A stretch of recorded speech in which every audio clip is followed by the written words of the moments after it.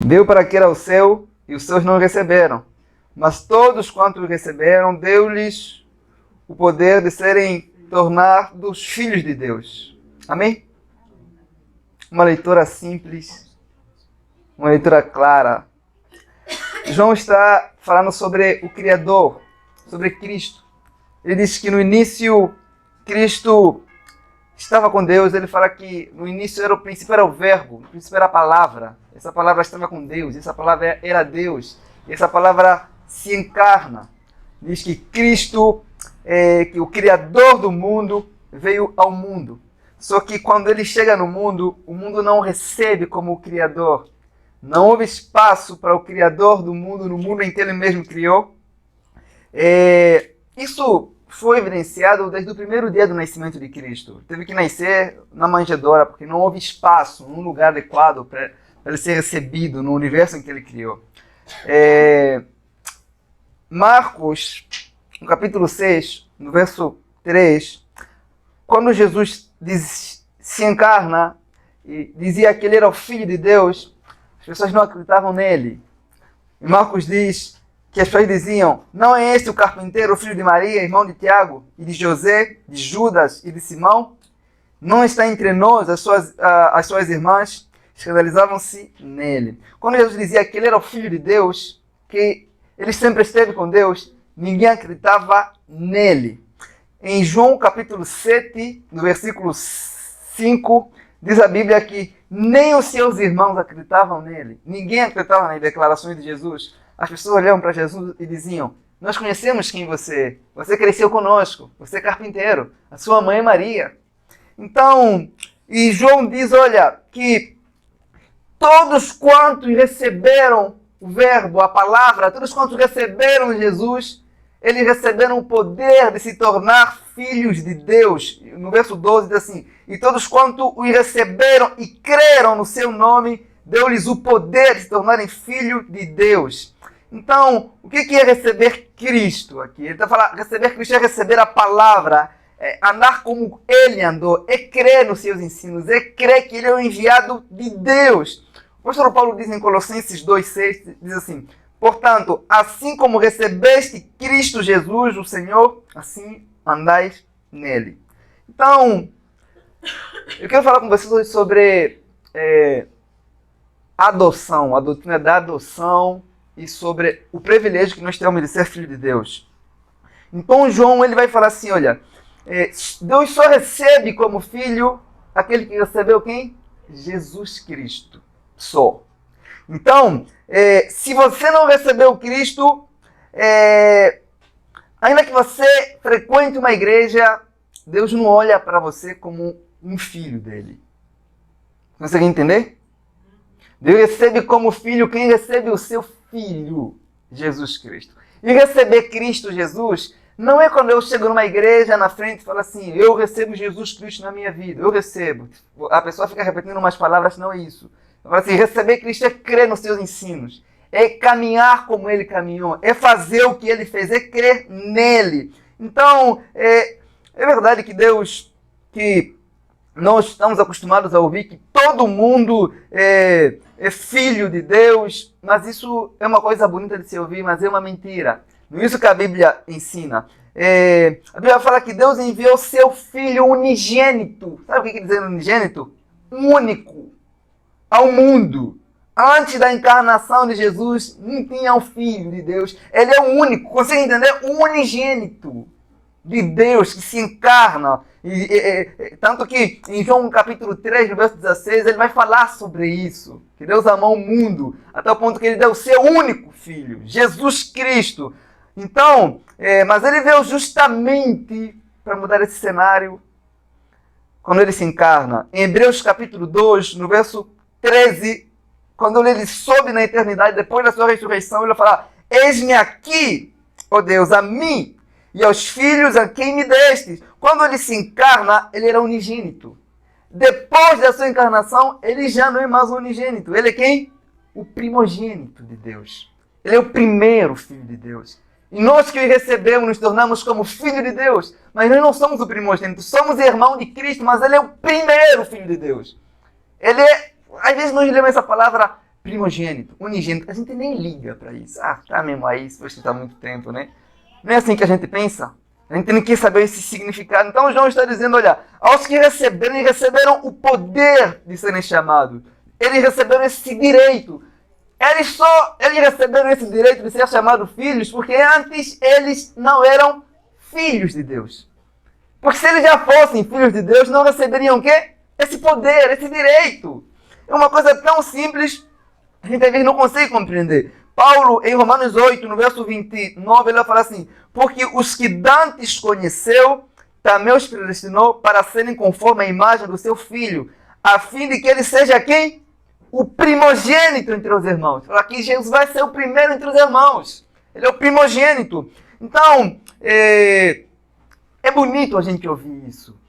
Ah, todo mundo é filho de Deus, independente da religião que você frequenta, mas apesar de ser bonito, não é bíblico. São palavras que estão nos nossos lábios, mas nunca tiveram nos lábios de quem? Do Filho de Deus. E não estão nas Escrituras. Então, quando Cristo ele se encarna, ele começa a passar esse ensino na multidão. Em João 8, se vocês puderem me acompanhar, as pessoas nunca tiveram problemas com os milagres de Jesus. As pessoas tiveram problema com quem? Com as declarações de Cristo, com as palavras dele. Porque toda vez que Cristo dizia algo, as pessoas ficavam assustadas. Porque quando Cristo pregava, ele ia contra o senso comum. Não ia contra o senso comum hoje você dizer que nem todos são filhos de Deus. É justamente isso que aconteceu com aquela multidão quando Cristo dizia que ele era o Filho de Deus, que ele era o único Filho de Deus. Em João 8, 41, ele vai falar assim: vós fazeis as obras do vosso pai. Replicaram-lhe eles: nós não somos nascidos de prostituição. Temos um pai que é Deus. Respondeu-lhe Jesus: se Deus fosse o vosso pai, vocês me amariam, porque eu vim de Deus, pois não vim de mim mesmo, mas ele me enviou. Então Jesus, quando Jesus dizia que ele era o único filho de Deus, e ele dizia para os judeus que eles eram escravos, eram como se fossem órfãos, eram escravos. Então eles diziam assim: olha, nós não somos nascidos de prostituição, nós não somos escravos, nós não somos órfãos, nós temos um pai, que é Deus. Ele falou assim: mentira, vocês não são filhos de Deus. A prova disso é que vocês não me ouvem, é que vocês não me amam. Eu vim de Deus, eu vim do Pai. Você imagina, você chega para um monte de religiosos, porque Deus está falando isso para pessoas que eram religiosos judeus. Fala: vocês não são filhos de Deus, porque vocês não me amam.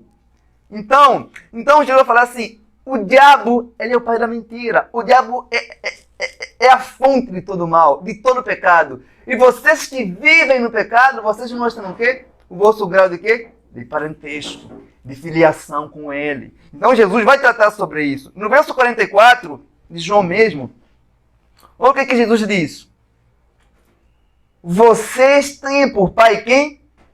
O diabo. Olha o que Jesus falou. Vocês têm por pai o diabo, e vocês querem fazer os desejos do vosso pai. Ele é homicida desde o princípio e nunca se firmou na verdade, porque nele não há verdade, porquanto ele prefere mentira e fala o que lhe é próprio, porque ele é mentiroso desde o início, ele é o pai da mentira.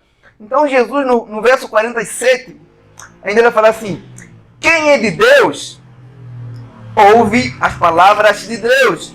Por isso vocês não me ouvem, porque vocês não são de quem? De Deus. Vocês conseguem ver como é que as declarações de Jesus eram pesadas?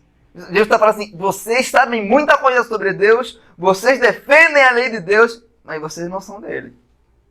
Hoje em dia, se alguém falar isso, será visto como o quê? Como um radical, como uma pessoa fanática, como uma pessoa que não tem amor ao próximo, como uma pessoa exclusivista que julga os outros. Vai falar assim: ah, Jesus nunca disse isso, vocês precisam ser mais como Jesus. Irmão, se não ser como Jesus um dia pelo menos, o mundo vai nos odiar muito. As pessoas não sabem as declarações de Cristo porque eram pesadas, porque essa é a verdade. Então, as pessoas, por exemplo, acham que não tem tempo de ouvir a palavra no domingo, porque tem sempre uma coisa para fazer, a pessoa às vezes se ocupa com um monte de coisas, não tem prazer de ouvir a verdade de Deus. Ele fala assim: se Deus fosse vosso pai, vocês teriam o quê? Teriam prazer de ouvir a verdade. Teriam prazer de ouvir a palavra do pai. Não é isso que o filho tem? O filho tem prazer de ouvir o que o pai tem para falar para ele. Não apenas Jesus disse isso. Os apóstolos disseram a mesma coisa. Uma vez o apóstolo Paulo estava a pregar, apareceu aí um enviado de Satanás para querer atrapalhar a pregação. Paulo olhou para ele e disse: "Ô filho do diabo, cheio de todo engano e de toda malícia." Isso está em Atos 13:10. "Inimigo de toda a justiça, não cessarás de perverter os caminhos do Senhor." Paulo olhou para ele e falou assim: "Ô filho do diabo", assim mesmo, com esse tom assim. Em 1 João 3:8 diz assim: "Quem comete pecado de quem? Do diabo." 1 João 3:8. "Quem comete pecado é do diabo, porque o diabo peca desde o princípio. Para isto o Filho de Deus se manifestou, para destruir as obras do diabo." 1 João 3:10. "Nisto são manifestos os filhos de Deus e os filhos de quem? Do diabo. Quem não pratica a justiça não é de Deus. E quem não ama o seu irmão também não é de Deus." Então, os apóstolos, Jesus, eles sempre falavam: nesse mundo ninguém é órfão. Ou você é filho de Deus, ou você é filho do diabo. Não tem. Mas existem os hipócritas que querem ser quê? Os dois. São filho de Deus no domingo, mas durante a semana são filho do diabo. Tem 2 famílias.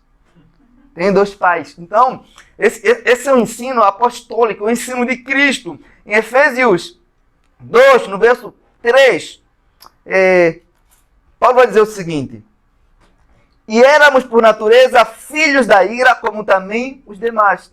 Então, no capítulo 2 de Efésios, Paulo vai tratar da nossa condição, ou da condição de todo ser humano que é nascido de mulher. Fala que todo ser humano, quando se encarna, quando nasce, ele já nasce como filho de quem? Da ira. Ninguém nasce como filho de Deus. Ninguém. Paulo vai falar assim que por natureza somos filhos da ira. Nascemos já com a inclinação de pecar contra Deus. Nós já nascemos com um desejo de não obedecer a Deus. Não só isso, nascemos como inimigos de Deus. Tiago, no capítulo 4, no verso 4, vai falar assim: "Quem ama o mundo constitui-se quê? Inimigo de Deus."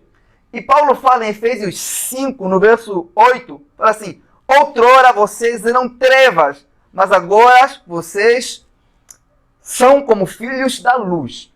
Paulo não está falando que nós estamos nas trevas, não. Fala que vocês eram as próprias trevas, a própria escuridão. Paulo fala assim: esse não é o estado de algumas pessoas, não. É de todo ser humano, de todas as pessoas, por causa do pecado de Adão. Porque nós herdamos a natureza pecaminosa dele. Mas talvez você fale assim: "Não, no meu caso não é assim, os meus filhos não são assim, eu não sou assim."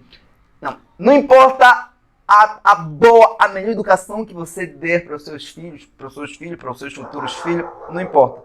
Todo ser humano que nasce nesse mundo já nasce com essa natureza, com essa inclinação, como inimigo de Deus. É difícil acreditar isso. Eu já falei aqui várias vezes, mas eu repito aqui. Às vezes, os pais recebem uma notícia da escola: o seu filho fez isso, fez aquilo. O que os pais falam?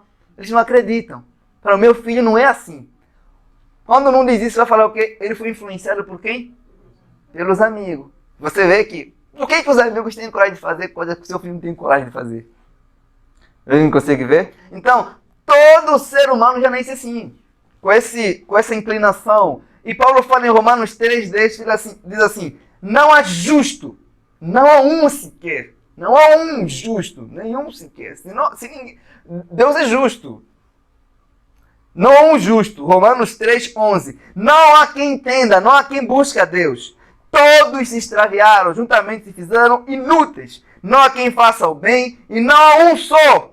A sua boca está cheia de maldição e amargura, e não há temor de Deus diante dos seus olhos." Está falando do estado do ser humano no modo natural. Não é que ele vai se tornando assim quando ele cresce. Ele já nasce assim. Quando ele cresce, apenas desenvolve. Ele demonstra, ele aplica isso em si. Então, 1 João, o Evangelho de João, perdão, que nós abrimos aqui, no capítulo 1, no verso 12, ele fala assim: "Mas todos," olha que ele diz assim, gostaria que você acompanhe essa leitura, o Evangelho de João, 1, verso 12, como nós lemos. "Mas a todos quantos receberam, aos que creram no seu nome, deu-lhes o poder de se tornarem filhos de Deus." Nós somos recebidos, eu repito, como filhos de Deus, quando recebemos o Senhor Jesus Cristo, João diz que ser filho de Deus é poder. Ele fala, vocês receberam poder, autoridade. Vocês sabiam que, por mais que você não tiver nada, se você for filho de uma pessoa rica e você mencionar o nome daquela pessoa que você te dá uma certa autoridade, um certo poder, eu sou filho do fulano. Às vezes você nem fala o nome do seu pai, você só fala assim na pessoa, você nem sabe quem é o meu pai. Isso já assusta. Quem é o pai dessa pessoa aqui? Quem é eu? Às vezes, meu Deus do céu. Então, João está falando assim, vocês receberam poder. O homem com a posição mais alta nesse mundo não se encontra no mesmo nível de poder com aqueles que estão na posição de ser chamado filho de Deus. Não recebemos apenas título de filho de Deus. Nós recebemos poder para isso. Poder para subjugar o pecado. Esse com o poder de Deus. E o apóstolo João, ele vai falar assim, no capítulo 3, no verso 1, vede que com quão grande amor nos tem concedido o Pai, que fôssemos chamados filhos de Deus, e nós o somos. Por isso o mundo não nos conhece, porque não conheceu a Ele.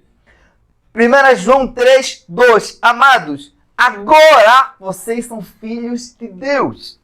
Vocês conseguem ver? Agora que vocês receberam a Jesus, agora que vocês creram na palavra dele, vocês não são mais filhos do diabo. Vocês são filhos de Deus. Está falando agora, no presente. Isso é porque antes nós não éramos.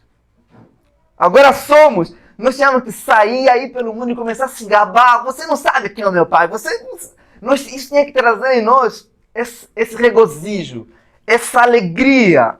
Vocês conseguem perceber? Nós nem pensamos nisso. Nem pensamos nisso.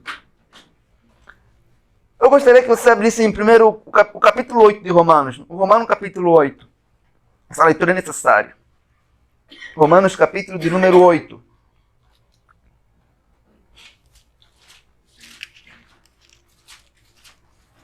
É bom que os irmãos também anotem para verificar os textos, para continuar a estudar em casa. Romanos 8, no verso 15. Diz assim a palavra de Deus. Porque não recebeste o espírito de escravidão, para vivermos outra vez atemorizado, mas recebeste o espírito de adoção, baseados no qual clama Abba, Pai. Amém? A palavra adoção significa que fomos trazidos a uma família. Fomos tirados de uma família, de um lar que não era nosso, de um orfanato, ou das ruas, ou de qualquer lugar, e fomos levados para uma família. Paulo está falando assim, olha, nós não recebemos espírito de escravidão. Nós recebemos um espírito de Deus em nós que clama Abba. Éramos pecadores, estávamos separados de Deus, mas Deus, na sua grande misericórdia, Ele tomou a iniciativa de nos procurar e nos trazer para quê?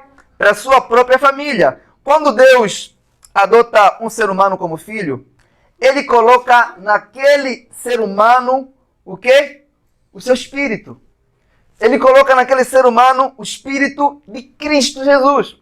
De tal modo que Deus olha para aquele ser humano como se estivesse a olhar para o seu único filho, Jesus, o unigênito. Conseguem perceber? Deus sela aquele ser humano com o espírito dele. E Deus olha para aquele ser humano com prazer, com alegria, com satisfação, como um verdadeiro filho. Porque ele o adotou. Conseguem entender isso? Nós fomos adotados. E Paulo no capítulo 8, no verso 9, ele fala assim, mas se alguém não tem o espírito de Cristo, esse tal não é quê? Não é dele. Aí você fala, eu posso não ir na igreja, eu posso não obedecer, mas eu sou de Deus. Quem falou? Paulo está dizendo o seguinte aqui, olha, se alguém não tem o Espírito de Deus, não é dele. Não é. Às vezes nós vemos pessoas que usam até o nome de Deus em vão, vemos pessoas que não têm nenhum compromisso com Deus, mas tudo que elas falam, oh, glória a Deus, aleluia, amém, ou, vocês não conseguiram perceber isso? Não importa a glória a Deus que a pessoa fala, não importa as coisas, a educação da pessoa, a Bíblia é clara. Quem não tem o Espírito de Deus, o Espírito de Cristo não pertence a Deus. Se alguém não tem o Espírito de Cristo, não tem nada que possa fazer Deus olhar para aquela pessoa como filho. Não tem nada que possa fazer Deus olhar aquela pessoa com prazer, com alegria. Irmãos, Deus tem prazer de olhar para nós. Sabe por quê? Não por causa que nós somos pessoas simpáticas ou muito bonitas, não. Por causa do Espírito do seu Filho que habita em nós. E Jesus Cristo uma vez disse: Pai, eu te dou graças porque sempre me ouves. E hoje nós podemos dizer isso, que o Pai sempre nos ouve por causa de Jesus que habita em nós por meio do seu Espírito. O Pai olha para nós com alegria. E não importa quem não esteja olhando para você, Deus olha para você com alegria. Os olhos dele estão sobre você todos os dias. E Paulo fala no capítulo 4 de Efésios, no verso 30, o seguinte: não entristeçam o Espírito Santo de Deus. Vocês foram selados por ele. É por causa dele que o Pai olha para vocês como filhos. Se ele for embora das vossas vidas, vocês não terão nada que possa fazer Deus olhar para vocês com alegria. Deus sela você com o Espírito, Ele cobre você, é como se fosse a certidão do teu nascimento naquele momento. É como se fosse uma certidão. Deus fala: está aqui a prova, você agora é meu, eu selei você com o meu Espírito Santo. Esse selo é um sinal, tanto para a pessoa que é adotada, tanto para a pessoa que adotou. Você agora tem algo que pertence a mim, que é o meu Espírito. Não é uma coisa que fala assim: não, eu posso não ter, mas eu sinto. Não, fala que se você for adotado pelo Senhor, Ele vai selar você e você vai... Isso é o que é possível sentir. E Paulo fala que é possível sentir, tanto que ele diz em Romanos 8:16, que o Espírito Santo de Deus, ele testifica com o nosso espírito que somos filhos de Deus. Ele testifica conosco, fala: você é filho de Deus, você não é órfão, você não é filho do diabo, você agora é filho de Deus. O Espírito trata com você e fala: você não pode ficar assim ouvir a palavra, você não pode viver no pecado, você não pode ficar fora dos escarnecedores, você não pode mais viver como se fosse filho do diabo, porque você tem um pai agora, você foi adotado por uma família, por um Senhor. Ele selou você com o Espírito dele. Você tem deveres agora. Você não é como as demais pessoas que vivem aí, você tem um pai. O Espírito vai testificando isso em você. Você tem um pai. O Espírito trata conosco. Não é uma coisa que a pessoa que foi adotada não sente. A pessoa sente isso. Então, eu estava lendo uma história ontem de madrugada de um menino que ele foi adotado por um casal cristão. Mas só que aquele menino ele aprontava muito, começou a se envolver com droga, brigava na escola, não respeitava ninguém. O pai já não sabia o que fazer com aquela criança, não sabia. Então eles chamaram o pastor para aconselhar a criança. O pastor disse: você lembra que você foi adotado e que os seus pais demonstraram muito amor com você? Eles amaram, adotaram, cuidaram, criaram para você. E você agora está a entristecer o coração deles com as suas ações. Então ele pergunta, ele diz assim: eu sei que fui adotado pelos meus pais, mas será que eu devo ser grato a eles para toda a vida? Então o pregador disse: você deve ser grato a eles por toda a vida, porque você vai ser filho deles por quê? Por toda a vida. Porque você foi adotado. Aquele senso de saber que ele foi adotado por alguém que não tinha nenhuma obrigação de adotar, fez com que o comportamento dele mudasse. Às vezes nós esquecemos quem nós éramos. E vivemos de qualquer jeito. Irmãos, e Paulo fala assim em Efésios 2, no verso 19. Olha esse texto bonito. Paulo fala assim: agora vocês não são mais estrangeiros, nem forasteiros, antes sois concidadãos dos santos e membros da família de Deus. Nós somos membros da família de Deus. Que Paulo está tratando? Nem não somos mais estrangeiros, não somos mais forasteiros que não tem uma morada fixa. Nós somos membros dessa família. Adoção no sentido natural. Sabemos que algumas famílias escolhem. A iniciativa de adotar alguém nunca parte da pessoa adotada, sempre de quem vai adotar. Nós, olha, quando falamos sobre adoção, no nosso mundo moderno, hoje em dia, não é como foi antigamente. No tempo de Cristo, em que essas palavras, em que essa carta que o apóstolo Paulo escreve chegou para nós.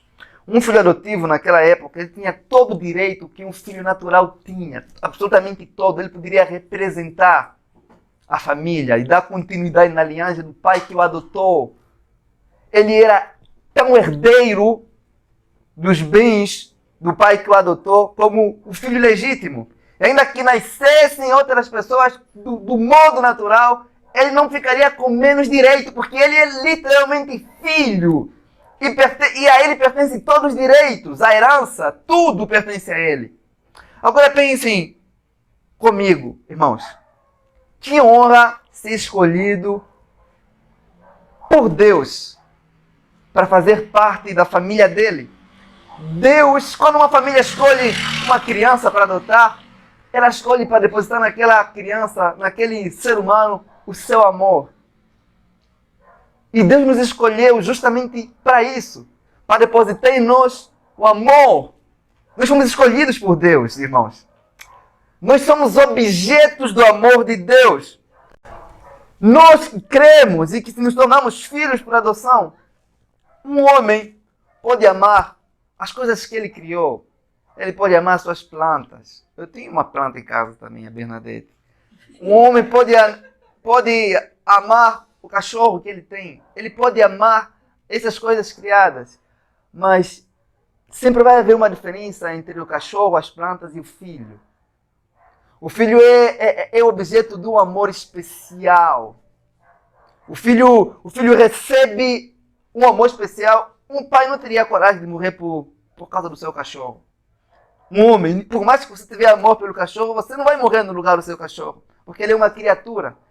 Mas apesar de você amar, mas um verdadeiro pai teria coragem de morrer por quem? Pelo seu filho. O amor que Deus tem pelas criaturas não se compara com o amor que Ele tem para aqueles que Ele adotou como filhos, genuinamente.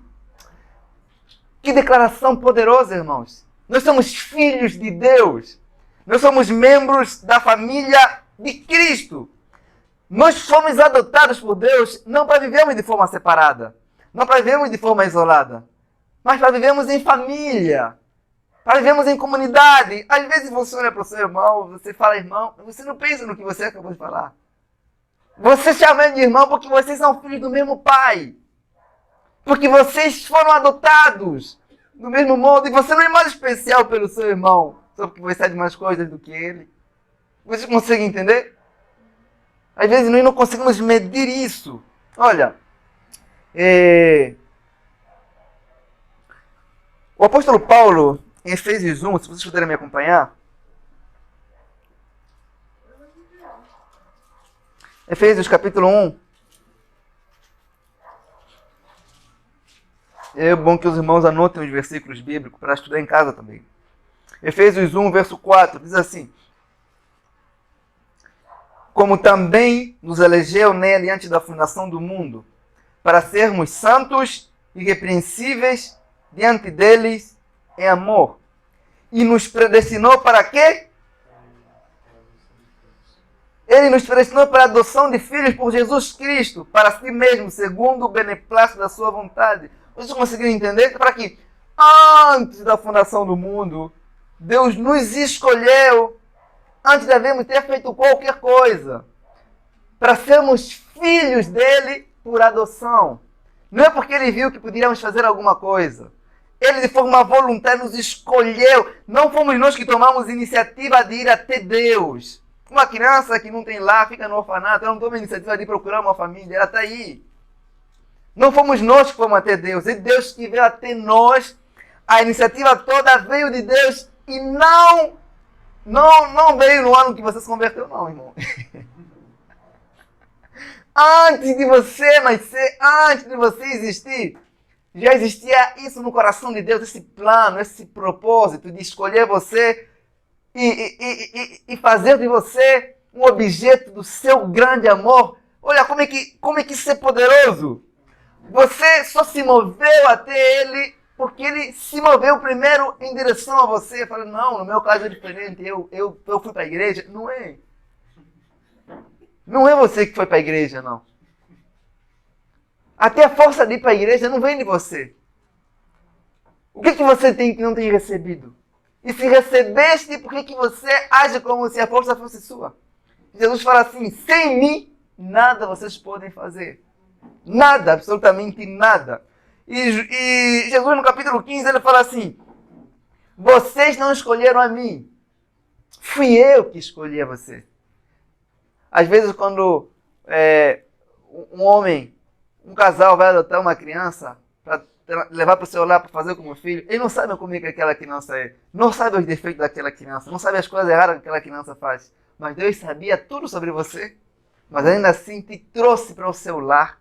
As piores coisas. Por isso é que Deus nunca se decepciona conosco. Deus se decepcionaria conosco se nós fizéssemos coisas que Ele já não previu. Tudo que vamos fazer, Deus já sabe, irmãos. Vocês conseguem entender? Olha, se um homem, se um casal, se uma família vai adotar uma criança, ela precisa ver naquela criança certas qualidades. Beleza, simpatia, pureza e um monte de coisas assim. Você não adotaria uma pessoa depravada. Você não adotaria uma pessoa que você sabe que poderia te desobedecer, que é rebelde. Você não adotaria uma pessoa assim. Deus adotou algo que ninguém adotaria. Deus adotou você, Ele adotou como filhos homens e mulheres que não queriam ter Ele como pai. Ele tomou essa iniciativa e depositou o amor dele por nós para que pudéssemos o amar. Ele nos conquistou como filhos e Ele fez isso. Tudo por iniciativa dele.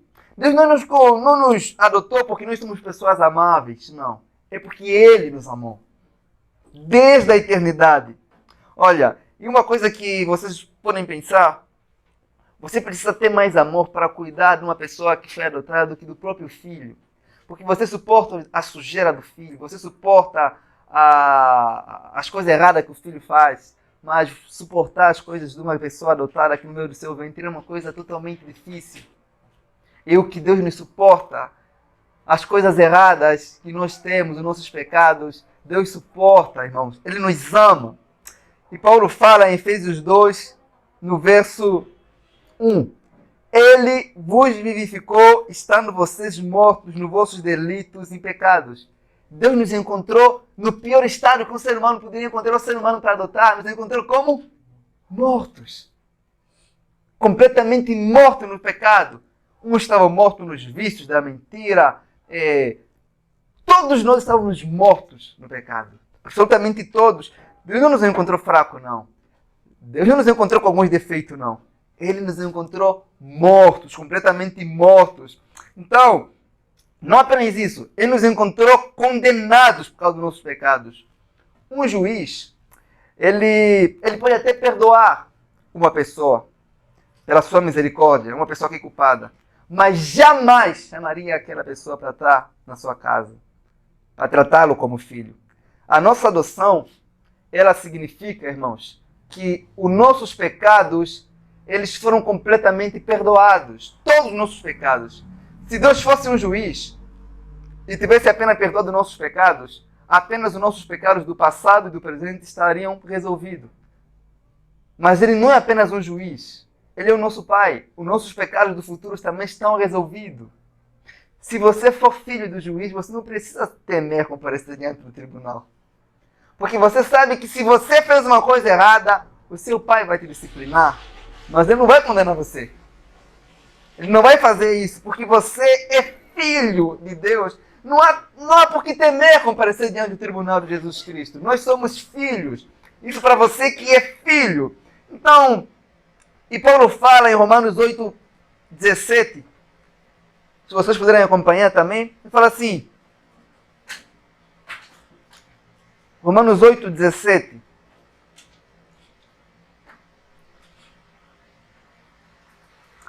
Paulo diz assim, se somos filhos, então também somos herdeiros e herdeiros de Cristo, de Deus e co-herdeiros com Cristo. Se você é um homem que tem muitos bens, muitas posses, muita riqueza, e você quer deixar a sua herança com alguém, eu vou deixar os irmãos acharem. Todo mundo achou esse texto?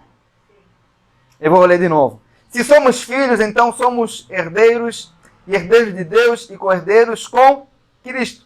Se você é um homem que tem muitas posses, muita riqueza, e você quer chamar um herdeiro, você vai chamar, e você não tem nenhum filho, você vai trazer alguém que é seu amigo, ou filho do seu amigo. Você não vai trazer o filho do seu inimigo para ser herdeiro seu. Você não vai trazer alguém depravado para herdar os seus bens. Cristo, ele nos trouxe, ele nos tirou do estado de inimigos dele, como Tiago diz em 4:4, e nos tornou herdeiro. Hoje, nós não tínhamos nada, nós somos herdeiros juntamente com Cristo.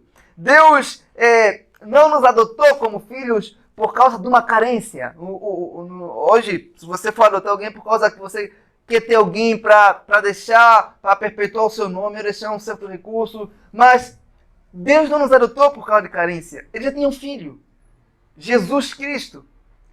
Se ele quisesse deixar sua herança com Cristo, sozinho, estaria totalmente certo. Mas ele nos traz, ele nos ama e ele deposita em nós a sua herança. E nós somos herdeiros juntamente com Cristo. Olha, e Paulo, ele vai falar, assim como vocês sofrem com Cristo, vocês estarão na glória juntamente com Ele. Tudo o que aconteceu com Jesus acontecerá com você. Assim como o Pai não deixou Cristo na morte, e não deixará vocês. Assim como Cristo não foi abandonado, foi recebido no céu com alegria, Ele por ser o primeiro filho, você será recebido do mesmo modo. É como se Cristo tivesse percorrido um caminho e chegado para o céu, e diz para nós, olha, eu consegui trilhar, eu fui recebido no céu. A certeza é para vocês. A mesma alegria que receberam Cristo no céu quando Ele entrou, será a mesma que nos receberão a nós também, porque também somos filhos de Deus e herdeiros juntamente com Cristo. Então Jesus diz assim, nas suas últimas palavras, nas suas últimas orações em João 17:23, fala assim, os amaste a eles, assim como amaste a mim. O mesmo amor que o Pai tem pelo seu Filho unigênito, Jesus, o seu primogênito, não vou falar unigênito, o primogênito, porque nós agora também somos filhos de Deus, Ele tem por nós. Ele tem por nós. Em Hebreus 2, no verso 11, ele fala assim, por esta causa, Ele não se envergonha de lhes chamar de irmãos. Está falando sobre Jesus. Eu vou ler esse texto aqui. Por esta causa, Ele não se envergonha de lhes chamar de irmãos. Jesus não tem vergonha de olhar para você com todos os seus defeitos, com todas as suas falhas, e chamar você de irmão. Algumas pessoas de tão defeituosas que são, você fica até na suspeita, será que é irmão mesmo? Será que dá para chamar de irmão esse aqui? Mas Jesus olha para você, Ele tem prazer de fazer isso. Mesmo com toda a sua riqueza, com toda a sua glória, com toda a sua perfeição, com todo o seu poder, a Bíblia fala que Ele não se envergonha. Nós não somos desconhecidos no céu. Jesus intercede por nós no céu e fala, Deus, atenda ao meu irmão. Parece que é uma coisa muito forte você falar que Jesus é o seu irmão, ou não? Jesus é Deus, mas Ele também é seu irmão. Ele é o primogênito, Ele é o irmão mais velho. Se a gente declarando, seria uma prepotência muito grande. É Ele quem disse isso. Não se envergonha, irmãos. Nossa, você não sabe quem é o meu irmão. Às vezes, quando eu era mais novo, queria mexer comigo, eu falava no meu irmão, falava, ele ia resolver tudo. Falava, vou chamar meu irmão para resolver isso aqui. E a gente pode usar isso com Cristo também. Ele é o primogênito, irmão. Então, Ele fala de nós no céu, Ele intercede por nós. Olha Jesus intercedendo por nós. Oh, Deus, ajuda meu irmão. Esse aqui, irmão, mas não vai fazer coisa errada, Deus. Não deixa ele fazer isso. Você vê que o irmão mais velho vai falar assim, você tem que começar a ouvir o que o teu irmão mais velho diz. Às vezes os irmãos falam isso. Tem que começar a me ouvir os meus conselhos, ouvir o que eu tenho para falar para você. O nosso irmão mais velho percorreu o caminho. E nós precisamos trilhar esse mesmo caminho. É uma tristeza tão grande que as pessoas que se dizem conhecer o Evangelho de Jesus não sabem essas verdades sobre o Evangelho de Deus. É triste que você vê pessoas que não conhecem essas verdades, que foram adotadas, que têm Jesus como irmão mais velho, que foram aceitas, que são herdeiros justamente com Ele, com Cristo. Então, Ele que era o único Filho de Deus, Ele quando se encarna e se faz homem, Ele dá o direito, o privilégio dos homens que não eram filhos de Deus fizerem o quê? filhos de Deus. Porque o Filho de Deus se fez quê? Se fez homem. Ele se fez homem. Então, e Paulo diz em Romanos 8:29, fala assim: porque os que dantes conheceu, também os predestinou para serem conforme a imagem do seu Filho, a fim de que ele seja o primogênito entre muitos irmãos. Eu falo que ele é o primogênito entre muitos irmãos. Olha, ninguém que creu em Cristo é órfão. Ninguém que creu em Cristo é uma pessoa sem irmãos, solitária. Ninguém que creu em Cristo é uma pessoa sem família. Ninguém que creu em Cristo é pobre. Nossa, pastor, é isso mesmo. O apóstolo Paulo fala que nós somos herdeiros, justamente com Cristo Jesus. E o salmista diz ao Senhor: pede-me as nações que te darei. E Cristo recebeu toda a glória, todo o poder, e tudo que pertence a Cristo por direito, pertence a nós que somos irmãos dele. Nós somos co-herdeiros juntamente com Cristo. O apóstolo Pedro diz, no capítulo 1, no verso 4, ele fala assim: está reservada para vocês uma herança nos céus, para vocês que foram adotados. 1 Pedro 1:4 e Gálatas 4:7 diz: portanto, tu não és mais escravo, mas filho, e sendo filho, eis igualmente pleno herdeiro por decreto de Deus. Você entender? Pleno herdeiro. Por decreto de Deus. Não somos nós que estamos aí pedir herança como o filho pródigo fez nos pais dele. Não, não somos nós. É o Deus de forma deliberada nos tornando herdeiros, justamente com Cristo. E Pedro diz, uma herança que está preservada no céu, na eternidade. O apóstolo Paulo escreve para o jovem Tito, diz assim: ele assim procedeu para que, justificados mediante a sua graça, nos transformássemos em seus herdeiros, tendo a esperança da vida eterna. E Paulo diz ainda, e Tiago diz no capítulo 2, no verso 5, ouve, meus amados irmãos, não escolheu Deus os que para o mundo são pobres, para serem ricos em fé e herdeiros do reino que ele prometeu aos que o amam? Não escolheu Deus, nós que não temos nada, que somos pobres, que somos fracos, nos tornar seu herdeiro? Ele nos escolheu, irmãos. Os puritanos diziam que o crente deveria avaliar sua adoção como filho de Deus e considerá-la como a maior posição comparada com o filho do herdeiro mais rico desse mundo. Vou falar sobre isso. Nenhum homem que herdou a maior riqueza desse mundo está numa posição melhor do que aqueles que são filhos de Deus. Aqueles que herdaram as riquezas de Cristo. Diante dos altos postos, das grandes posições desse mundo, ninguém está em uma posição de mais elevação que o mais fraco crente que é herdeiro justamente com Cristo Jesus. Ninguém, irmãos, ninguém. Às vezes nós não entendemos, queremos ficar como vítimas, queremos viver assim, com a cara embaixo. Irmãos, acorda, irmãos. Acordem, irmãos. Nós somos filhos de Deus. Tem que andar nesse mundo assim, com os olhos assim. Não é andar assim para baixo, não. Tem que andar com a cabeça erguida, irmãos. Tem que se gabar. Literalmente. Eu sou um filho de Deus. E não há absolutamente nada que você pode se tornar que é mais importante do que isso na sua vida. Não há absolutamente nada que você venha ter que se compara com esse privilégio que você tem hoje. Chamar Deus de Pai. Ser conhecido no céu como filho de Deus. Herdeiros do próprio Deus. Ele é a nossa herança. Ele é a nossa herança. O salmista diz no capítulo 16, no verso 5, tu, Senhor, és a porção, és a minha herança. Tu és, Senhor. Olha, todos os demais títulos desse mundo, até os títulos mais elevados, a morte vai dar um fim. Ministro, deputado, seja lá o que for, a morte vai dar um fim. Mas o título de filho de Deus será para toda a eternidade. Para toda. As pessoas às vezes abandonam a fé para se tornar um monte de coisas nesse mundo que em breve já não vão ser. Que a morte vai destruir tudo. Olha, pense nesse privilégio. Nós que éramos filhos da ira, hoje nos tornamos filhos do amor de Deus. Nós que éramos filhos do diabo, agora somos filhos do Todo-Poderoso e irmão de Cristo Jesus. Nós que não tínhamos nada, agora temos tudo. Somos herdeiros juntamente com Cristo.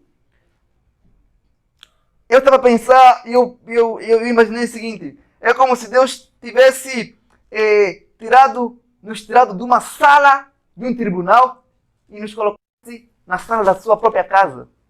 E disse assim: olha, você era um culpado criminoso, eu inocentei você. Não apenas inocentei você, mas eu fiz de você o meu herdeiro. Você agora não é mais um simples rei, você é meu filho. Olha, uma sala do tribunal para a sala da sua casa. É sua. Deus fala isso para você. É sua também. O fato, eu repito, o fato de um juiz pronunciar inocência de alguém não lhe dá o direito, não lhe dá, o juiz não dá o privilégio daquela pessoa que está a julgar ser herdeiro. Só Deus fez isso. Só nosso Deus fez isso.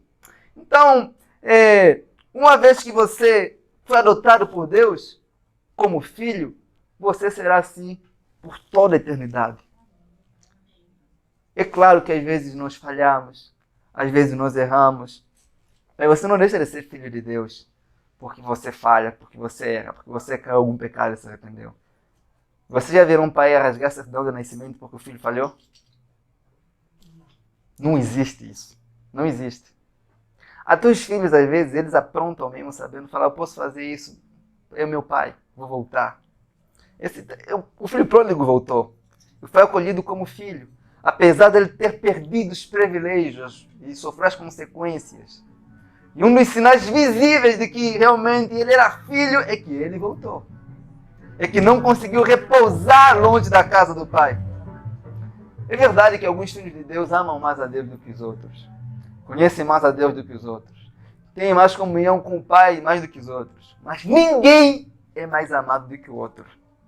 Diante da cruz, nós estamos no mesmo nível.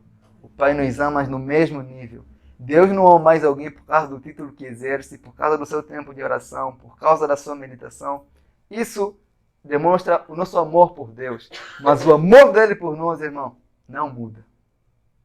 Claro, alguns irmãos amam mais o pai do que os outros. Têm mais intimidade com o pai do que os outros. Isso acontece até nas famílias. Tem filhos que é mais apegado do que o outro. Tem filho, às vezes, que nem esquece que tem pai.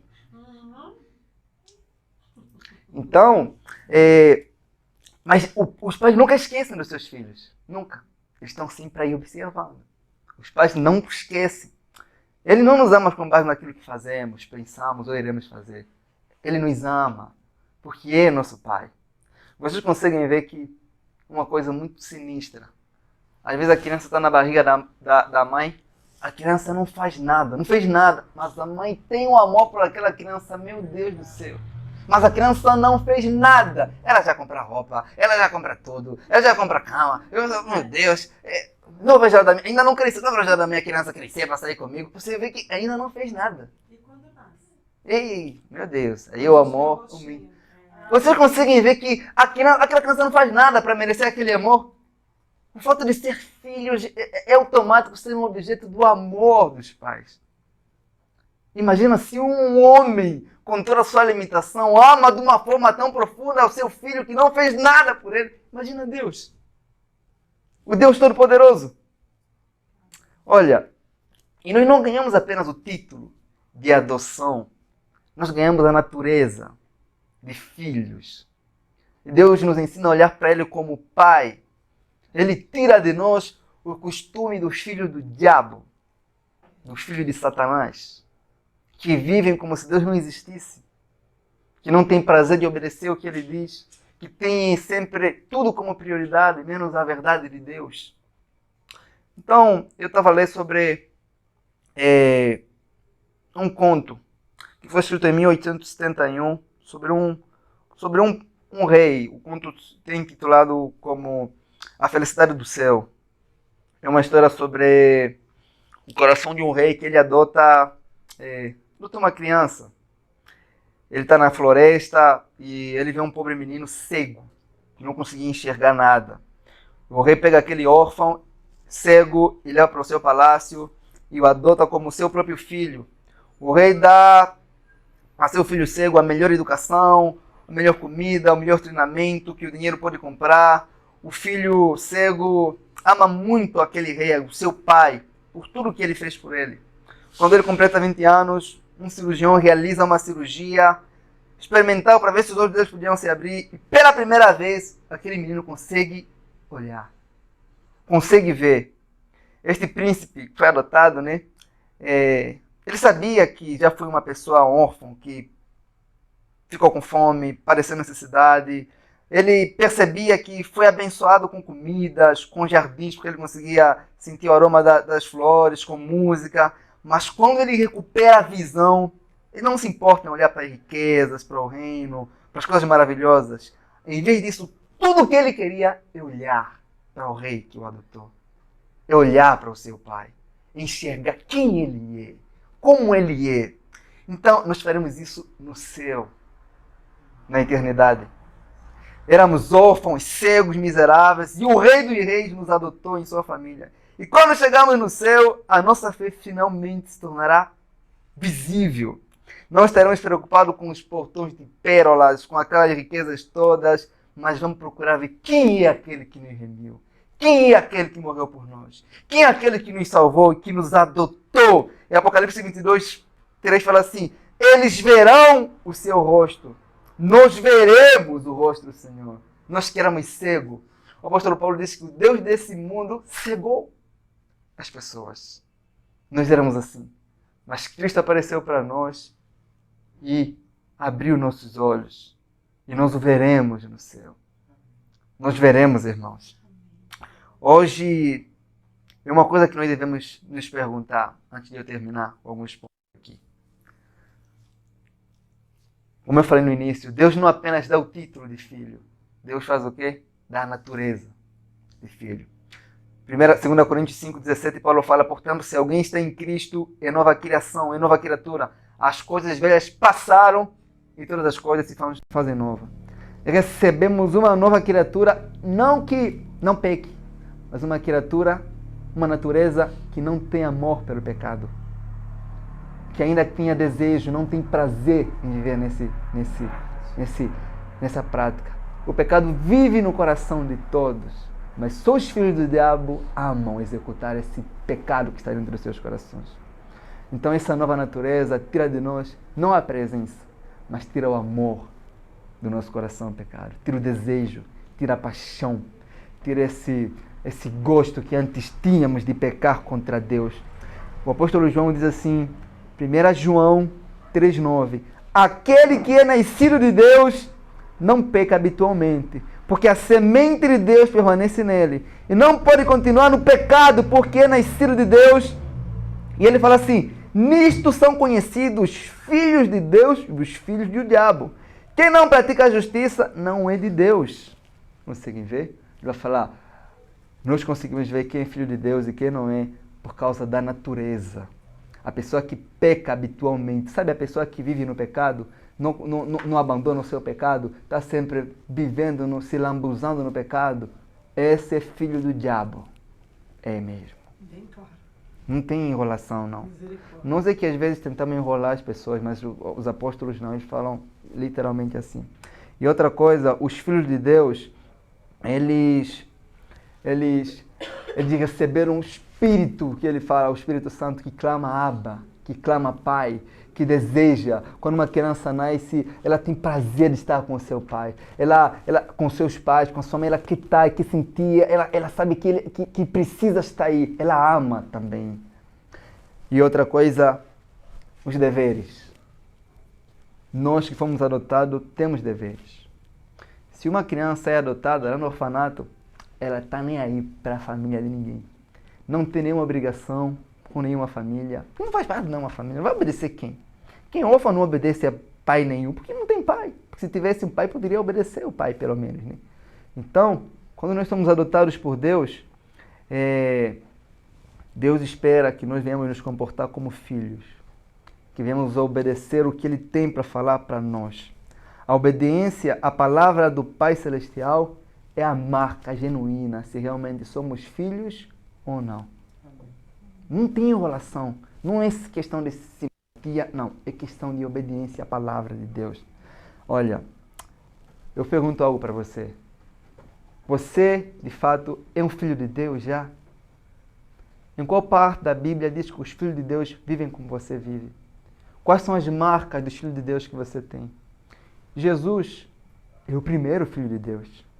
Você não pode dizer que você é filho de Deus se você não for igual a Jesus. Ele é o primeiro filho. Os pais têm vários filhos, mas todos os filhos, eles acabam por ter as mesmas características muitas das vezes. Ter o DNA do Pai dentro deles. A santidade é o DNA divino em nós. Irmãos, a disciplina também. Os filhos de Deus, eles amam a disciplina. Eles recebem a disciplina. Às vezes acontece um monte de coisas ruins e nós começamos a questionar: será que Deus nos ama? Se Deus me ama como filho, por que Ele permite isso? Por que estou a passar por isso? Por que Deus não me impediu de passar por isso? Por quê? Então, o sábio Salomão diz assim: porquanto o Senhor corrige a quem ama, da mesma forma que o pai repreende o seu filho. Hebreus 12:6. Pois o Senhor corrige a quem ama e açoita a todo o que recebe por filho. Os filhos de Deus são disciplinados. Eles não vivem do jeito que eles querem. A criança não vive do jeito que quer. Elas são disciplinadas. Elas são aceitadas pelo Senhor. Eles não olham para essa disciplina como o quê? Como um fardo, como um julgamento. As pessoas do mundo são disciplinadas e falam assim: ai, vocês só sabem julgar. O crente não olha assim. O crente não vê a disciplina de Deus como um julgamento, como uma sentença, mas como uma alerta para a mudança, porque senão pode suceder para ele algo pior. Conseguem ver? O modo em que nós recebemos a repreensão da parte de Deus mostra se somos filhos dele ou não. Gente, nem todo mundo que vem para a igreja é filho de Deus. Pesado falar isso, né, irmão? É verdade. Mas só aqueles que obedecem o que o Pai diz, aqueles que cumprem a palavra do Pai. Às vezes, Deus disciplina, nós ficamos tipo, caramba, hein? Ficamos assim, tristes, querendo desistir. Se você é adotado, você não tem poder de se desadotar. Você vai ser sempre sendo filho e sempre ser disciplinado pelo Pai. Por mais que você tentar fugir igual Jonas, o Pai vai atrás de você.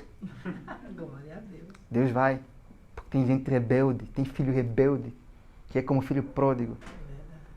Não obedece, se isola, se distancia, não dá ouvido à voz do Pai, não quer estar com os irmãos.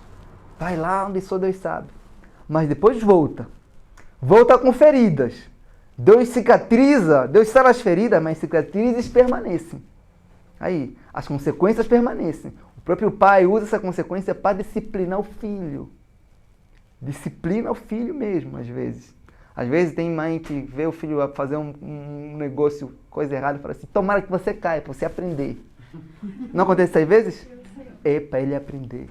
Às vezes o próprio Deus vê que vamos fazer coisa errada ali, tanto nos ignorar o alerta dele, ele fala: quer saber? Vai. Daqui a pouco tu vai voltar aqui. Mas tu não vai voltar bem, mas vai voltar. Vai, pode ir. Tá entendendo? É assim que nós somos. Nós odiamos a disciplina de Deus. E nós temos um privilégio, como filho de Deus, que nem os anjos têm. Hebreus 1:5. Pois qual dos anjos disse: jamais tu és meu filho? Deus nunca chamou os anjos de filho. Nunca. Os anjos são criaturas e não filhos. Eles são maiores do que nós em questão de poder, em questão de posição, até de estatura mesmo. Vocês conseguem ver? Se você... Como é o exemplo que eu vou pensar aqui para dar para vocês? Se o seu pai for um empresário, o melhor funcionário do seu pai, apesar da posição mais alta que ele ocupa na empresa, ele não é melhor do que você. Ele tem a melhor posição, mas não tem o que você tem. Você tem o direito de filho, a herança de filho. Assim são os anjos diante de Deus. E ser um filho de Deus é mais do que ser santo. Os anjos são santos, mas não são filhos de Deus. E Cristo não morreu pelos anjos. E nenhum dos anjos ele chama como filho. Para terminar aqui, irmãos, em Mateus no capítulo 6, Jesus Cristo, ele fala assim: quando vocês forem orar, vocês devem começar essa oração. Pai nosso. Pai nosso que estás no céu. É como se vocês estivessem... Eu vou falar isso para vocês por experiência própria. Eu sou o filho mais velho. Tá entendendo? Sigam o que eu estou ensinando para vocês. Quando uma criança se chega no seu pai, assim, chamando ele de pai, pedindo alguma coisa, o coração se constrange. O coração fica amolecido. O pai atende o que aquela criança quer. Então pensem em algo, irmãos. E Jesus já falou assim: quando vocês forem orar, você não vem pedir só apenas para vocês. Você deve pedir para toda a família. Pão nosso. Você não são o único filho de Deus. Você não são os filhos mais especiais de Deus. Vocês têm irmãos. E quando vocês se chegarem ante Deus, peçam também para vossos irmãos. O Pai atenderá vocês. Uma coisa que tem ofendido muito a Deus é a nossa dúvida. A nossa dúvida no cuidado de Deus. Isso ofende a Deus. Em Mateus, para eu terminar aqui, Mateus 6,25 fala assim: por isso vos digo, não sejais ansiosos quanto à vossa vida, pelo que haveis de comer ou pelo que haveis de beber, nem quanto ao vosso corpo, pelo que haveis de vestir ou que haveis de se ou com que haveis de vestir. Tá. Verso 26. Olhei para as aves do céu. Olha aqui que eu vou contar para vocês. Eu faço as minhas anotações dos textos bíblicos aqui, mas só que depois na frente eu coloco umas coisas aqui. O texto diz assim: não fiquem ansiosos quanto à vossa vida, pelo que haveis de comer ou pelo que haveis de beber, nem quanto ao vosso corpo, pelo que haveis de vestir, ou com quem haveis de se casar. Isso não estava no texto bíblico aqui. Quando eu ia falar essa palavra, eu falei: não, isso aqui não está no texto bíblico aqui. É bom conhecer o texto bíblico. Então, você não deve ficar ansioso com nada disso. Nada. Porque o Pai conhece você. O Pai conhece as tuas necessidades, as tuas dificuldades. Deus se sente completamente ofendido por isso. O nosso Pai não nos adotou e depois nos fala assim: vou adotar esse bando aí de órfãos e vou mandar eles se virar depois. A dúvida diz isso. A dúvida diz isso. É como se Deus nos abandonou, nos deixou e falou: vocês são meus filhos, mas vou deixar vocês se virarem aí. Então, isso ofende. Deus se revelou como um pai. E Ele quer que venhamos não apenas chamá-lo de pai, mas confiá-lo como pai que vai suprir todas as nossas necessidades. Deus quer que você comece a contar com Ele para tudo o que você necessita. Ele quer que você olhe para Ele e chame: pai, preciso disso. Pai, eu quero ter um relacionamento de filho. Se você de fato é um filho de Deus, você deve contar com Ele para tudo. Contar tudo para Ele. Deus é Pai. Deus não é um juiz apenas para nós. Não é apenas um Senhor. Nem nós somos apenas servos de Deus. Nós somos filhos de Deus. As coisas mais óbvias, mais básicas da sua vida, você deve se dirigir ao seu pai, conversar com ele. Imagina se você fosse um homem rico e você olhasse para o seu filho e você visse ele toda hora ansioso. Meu Deus, o que a gente vai comer amanhã? Será que o pai vai dar comida para mim amanhã? Meu Deus, será que o pai vai dar? Será que tem que guardar esse pão aqui? E se o pai não deu pão para mim? E se... Vocês conseguem ver como é que aquele filho, aquele pai se sentiria ofendido com isso? Ele, com toda a sua riqueza, viu o filho dele aguardar um pãozinho, essas coisas, com medo de passar dificuldade amanhã. Nós ofendemos a Deus com isso. Porque nós estamos a dizer que Deus não é bom o suficiente para nos sustentar. Estamos a dizer que Deus é um Deus que nos adotou e depois vai nos largar no mundo e nos deixar se virar. A nossa incredulidade ofende a Deus. Então ele diz assim: se os vossos pais que são maus, os nossos pais são maus. Fala: não, meu pai é bom. Você fala: eles são maus. Se mesmo naquela maldade deles conseguem ainda ser bons com vocês, a ponto de vos dar coisas boas, agora imagina o vosso pai que está em cima lá no céu, que conhece tudo sobre vocês. Nós seremos mais felizes se aprendêssemos a confiar mais em Deus. Se aprendêssemos a confiar mais no cuidado dEle. Deus não é apenas o nosso Salvador. Ele é o nosso Pai. Estão a entender isso? Ele quer caminhar conosco. Ele quer estar conosco. E que isso? A todo custo. Olha, Deus não trata você como ele trata, tipo, a multidão em si. Você fala, nossa, Deus tem muitos filhos, ele deve olhar para todo mundo como todo mundo. Não. A Bíblia fala que Deus conhece quem? Os seus pelo quê? Pelo nome. No meio dessa multidão, Deus conhece você, Deus te conhece, Deus conhece a sua dificuldade. Deus conhece você. E olha para você como se não tivesse mais nenhum outro filho para olhar. Porque toda vez que ele olha para você, ele olha para Jesus Cristo que está em você. Ele olha para o primogênito. Não mais o unigênito apenas, mas o primeiro. Amém, irmãos? Amém. Então, eu vou encerrar aqui dizendo para vocês algo. Em Hebreus 2:11, eu quero que vocês meditem esse versículo durante a semana. Por esta causa, ele não se envergonha de lhe chamar de quê? De irmãos. Uma notícia para vocês, irmãos. Se você não faz parte da família de Deus, no céu não terá um lugar para você. O céu é o lar de Deus. E Ele vai levar para o céu todos aqueles que Ele adotou como filhos. O céu não é um lugar apenas de servos, pessoas desconhecidas. É um lugar de comunhão, onde os filhos de Deus vão se encontrar e passar toda a eternidade juntos. Veio para aqueles seus, pessoas não receberam. Mas todo aquele que o receber, receberá o poder de ser chamado filho de Deus. Gostaria que você pensasse nisso durante a sua semana e meditasse, se questionasse. Eu sou um filho de Deus, de fato? Eu tenho vivido como um filho de Deus? Eu tenho agido como um filho de Deus? Eu tenho confiado em Deus como, de fato, como um verdadeiro Pai? É isso que Deus quer de você. Vamos orar ao nosso Deus?